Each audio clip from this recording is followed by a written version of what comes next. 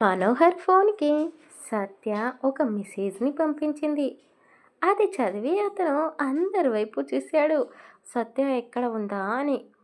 కళ్ళతోనే ఆ గుంపులో ఆమెను వెతికాడు. అతని కళ్ళు ఆమెని కనిపెట్టేశాయి. ఆమె వైపుకు అతను అడుగులు వేశాడు. అది చూసి సత్య కంగారు పడిపోయింది. వామ్మో! నిజంగానే ఇప్పుడు వీళ్ళందరి ముందు నా చెయ్యి పట్టుకొని అతనితో పాటు తీసుకొని వెళ్తాడా? నేనేదో సరదాగా అతన్ని ఆట పట్టించాలని అలా మెసేజ్ పెట్టాను. ఇప్పుడు అందరికీ నేనే ఆయన భార్యని అని తెలిసిపోతుందేమో. ఇక రేపటి నుండి నాతో ఎవరూ సరిగ్గా మాట్లాడరు. అందరూ నన్ను ఒక దెయ్యాన్ని చూసినట్టు చూస్తారేమో అని మనసులోనే అనుకుంటూ కంగారు పడిపోయింది. అతను ఆమెకు దగ్గరగా వచ్చి ఆమెనే చూస్తూ వెళ్దామా అన్నట్టుగా కళ్ళతోనే అడిగాడు. ఆమె బెదిరిపోయింది. నోరు పెదపడం లేదు. అంతలోనే అక్కడికి ఒక అమ్మాయి పరిగెత్తుకుంటూ వచ్చి, సార్ మీరంటే నాకు పిచ్చి. మిమ్మల్ని నేను రోజు ఫాలో అవుతున్నాను. ఫస్ట్ ఇయర్లో జాయిన్ అయ్యాను. నెల రోజుల నుండి ఒక్కరోజు కూడా ఆబ్సెంట్ కాకుండా రోజు కాలేజ్కి వస్తున్నాను. కేవలం మిమ్మల్ని చూడడానికే. మీలాంటి హ్యాండ్సమ్ లెక్చరర్స్ కాలేజీలో ఉంటే మాలాంటి అమ్మాయిలు ఒక్కరోజు కూడా ఇంట్లో ఉండరు. ఈరోజు మీరు వాళ్ళని తిట్టకుండా, కొట్టకుండా ఎంత బాగా మాట్లాడి ప్రాబ్లమ్‌ని సాల్వ్ చేశారో. మీ పైన నాకు రోజు రోజుకి ఇష్టం పెరిగిపోతుంది సార్ అంటూ ఆమె అతని మీద పెంచుకున్న ప్రేమని, ఇష్టాన్ని మాటల్లోనే తెలియజేస్తూ మాట్లాడింది. సత్య ఫ్రెండ్ నిషా కూడా అక్కడే ఉంది. వామ్మో! ఏంటే ఇది? నాకంటే ఫాస్ట్‌గా ఉంది. మనం థర్డ్ ఇయర్‌లో ఉన్నాము. ఇది మనకంటే చాలా జూనియర్. అప్పుడే సార్‌కి లైన్ వేస్తుంది. ఇంత స్పీడ్‌గా ఉందేంటే? ఇంత ధైర్యంగా సార్‌తో ఎలా మాట్లాడగలుగుతుంది? రోజు రోజుకి ఈ అమ్మాయిల కాంపిటీషన్ మరీ ఎక్కువైపోతుంది. ఇప్పుడు మనో సార్‌ని నా వైపుకు ఎలా తిప్పుకునేది? అని సత్య చెవు దగ్గర గుసగుసగా అడిగింది. అప్పటి వరకు టెన్షన్‌గా ఉన్న సత్య కళ్ళల్లో కోపాన్ని తెచ్చిపెట్టుకుంది. ఆ అమ్మాయితో నవ్వుతూ మాట్లాడుతున్న మనోహర్‌ని చూసి మూతి తిప్పుకుంటూ అక్కడి నుండి ఆవేశంగా బయలుదేరిపోయింది. మనోహర్ సత్యాన్ని గమనిస్తూనే ఉన్నాడు. ఆమె వెళ్ళడం చూసి ఇంటికి వెళ్ళగానే వచ్చే ప్రళయం ఎలా ఉండబోతుందో ముందుగానే ఊహించుకున్నాడు. అదే చిరునవ్వుతో అక్కడికి వచ్చిన అమ్మాయితో మాట్లాడాడు. సేమ్ కాలేజీలో అందరికీ చెప్పిన విధంగానే ఆమెకు కూడా చదువు గురించి మాత్రమే చెప్పాడు. ఇక నేను వెళ్తాను బాయ్ అని చెప్పేసి అతను బైక్ స్టార్ట్ చేసుకొని ఇంటికి వెళ్ళిపోయాడు. అతను వెళుతున్న వైపే ఆ అమ్మాయిలందరూ చూస్తూ, అయ్యో! ఎందుకు ఇలాంటి అందగాళ్ళు మనకు పాఠాలు చెప్పే లెక్చరర్స్‌గా దర్శనమిస్తారు. వీళ్ళతో ఇదే చిక్కు వచ్చి పడింది. లవ్ చేస్తున్నాము అని మనం మన మనసులోని మాటని చెప్పామే అనుకో, మన బంధం స్టూడెంట్ లెక్చరర్ బంధం అని మనల్ని పక్కన పెట్టేస్తారు. అయినా సరే మనం మన ప్రయత్నం మానుకోవద్దు అని ఆ అమ్మాయిలందరూ ఎవరి మనసులో వాళ్ళు అనుకున్నారు. ఇంటికి వెళ్ళిన సత్య చిరాకు పడుతూ ఆమె గదిలో మంచంపై అటు ఇటు పొర్లాడుతూ ఉంది. ఎందుకు నన్ను పెళ్లి చేసుకున్నావు? మా అమ్మ నాన్న నుండి నన్ను దూరం చేశావు. పోనీలే అత్తయ్య మామయ్యతో కలిసి ఉందాం. వాళ్ళలో మా అమ్మ నాన్నల్ని చూసుకుందామంటే వాళ్ళ దగ్గర నుండి కూడా నన్ను దూరంగా ఇక్కడికి తీసుకొని వచ్చావు. ఇక్కడికి వచ్చాక నీ ప్రేమ నాపైన చూపిస్తావేమో అనుకుంటే నన్ను దూరం పెడుతున్నావు. నువ్వు ఒక గదిలో నేనొక గదిలో.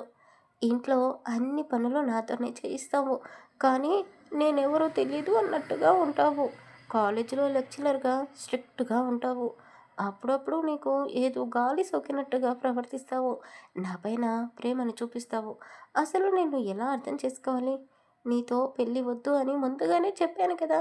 కానీ నా మాట వినకుండా పట్టుపట్టి మరీ నన్నే పెళ్లి చేసుకున్నావు. ఎందుకు? సమాధానం చెప్పు. అలా నవ్వుతూ నన్నే చూస్తూ ఉంటే నా ప్రశ్నకు సమాధానం ఎలా దొరుకుతుంది? అని సత్య ముక్కుని పైకి కిందికి అనుకుంటూ మనోహర్ ఫోటోని చూస్తూ అతను అక్కడే ఉన్నాడు అని ఊహించుకుంటూ మనసులోని ప్రశ్నలన్నిటికీ సమాధానం కావాలి అని అడిగేసింది. ఆమె అతని ఫోటోతో మాట్లాడుతూ ఉన్న సమయంలోనే మనోహర్ ఇంట్లోకి వచ్చాడు. ఆమె అడిగే ప్రశ్నలన్నీ మౌనంగా వింటూ నిలబడ్డాడు. ఏంటి? ఎవరితో మాట్లాడుతున్నావు? అని అతను అనగానే ఆ గొంతు విని సత్య మంచంపై నుండి పైకి లేచి నిలబడింది. నేను నేను అది ఎవరితో మాట్లాడుతున్నాను? ఇక్కడెవరున్నారని మీరు భ్రమపడుతున్నట్టున్నారు అని అన్నది. ఏంటి? కాలేజీ నుండి అలా వచ్చేసావు? నా బైక్‌పై కూర్చొని నా వెంట ఇంటికి వస్తానని మెసేజ్ చేసావు కదా! మరి ఎందుకు నాకు వెయిట్ చేయకుండా వచ్చేసావు అని అతను అడిగాడు. అసలు ఎలా అంత కూల్‌గా ఉంటున్నాడు? ఏమీ తెలియనట్టు నార్మల్‌గా నాతో మాట్లాడుతున్నాను. నేనేంటో ఇతనికి చూపించాలి అని చిరు కోపాన్ని చూపిస్తూ 2 చేతుల్ని నడుముపై పెట్టుకొని, "అసలు మీరు ఏం చేస్తున్నారు? కాలేజీలో అలా నన్ను మీ క్యాబిన్‌లోకి తీసుకొని వెళ్ళి ముద్దు పెట్టుకోవచ్చా? మీరు అలా ముద్దు పెట్టేటప్పుడు ఎవరైనా మనల్ని చూస్తే అందరూ ఏమనుకుంటారు? అసలు మీ గురించి ఏమనుకుంటారు? మీకు నేను ముందే చెప్పాను. నా చదువు పూర్తయ్యే వరకు మనిద్దరి మధ్య ఉన్న బంధం బయటి వాళ్ళకెవ్వరికీ తెలియకూడదు అని. మీరు ఇలా పిచ్చి పిచ్చి వేషాలు వేస్తే నేను ఊరుకోను. మామయ్యకి ఫోన్ చేసి మీ గురించి చెప్తాను" అని కోపాన్ని చూపిస్తూ ఉంది. మామూలుగా అయితే అతను ఆమె గదిలోకి అడుగే పెట్టాడు. మనోహర్ ఎవరికీ భయపడడు. అతనికి నచ్చింది చేస్తాడు. మొండివాడు, ధైర్యవంతుడు. ఒకరోజు అతని ఫ్రెండ్ పెళ్లి చూపులకని వాళ్ళ ఫ్యామిలీతో కలిసి మనోహర్ కూడా వెళ్ళాడు. మనోహర్ ఫ్రెండ్ పెళ్లి చూపులు జరుగుతున్న సమయంలో శ్రీ సత్య చాలా సింపుల్గా లంగా ఓణి వేసుకుని పెళ్లి కూతురు పక్కన కూర్చుని ఉంది. అక్కడ మనోహర్ ఫ్రెండ్కి పెళ్లి చూపులు జరుగుతున్నాయో లేక మనోహర్ సత్యాన్ని చూడడానికి వచ్చాడో తెలియడం లేదు. కనురెప్ప వేయకుండా సత్యానే చూస్తూ ఉన్నాడు. అమ్మాయి నచ్చిందా బాబూ?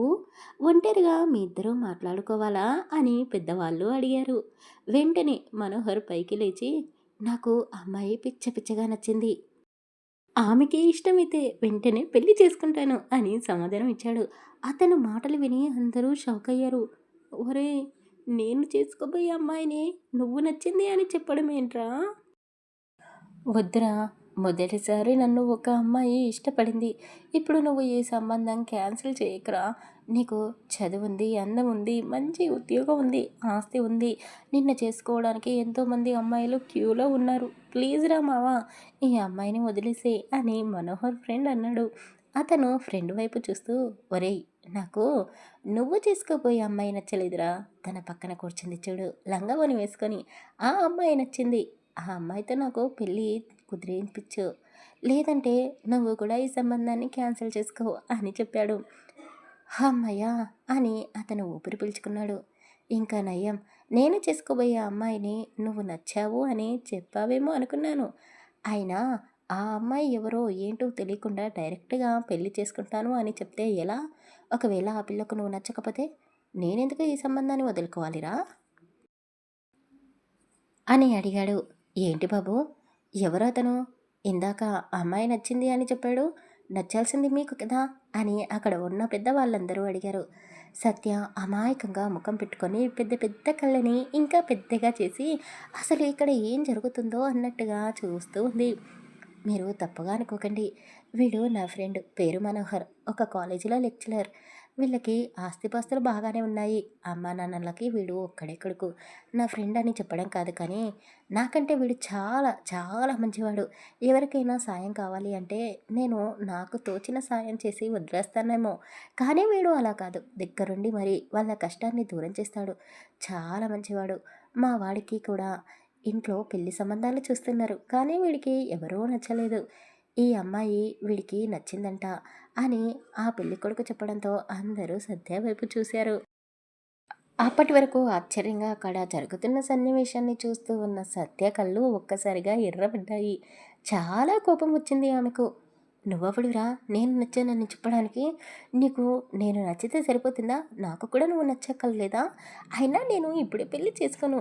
బయట వేసినప్పటి నుండి ఊరి జనాలు, చుట్టాలు అందరూ పెళ్ళి పెళ్ళి అని ఆడపిల్లని వేదిక తింటారేంటిరా అని సత్యకి అడగాలని ఉంది.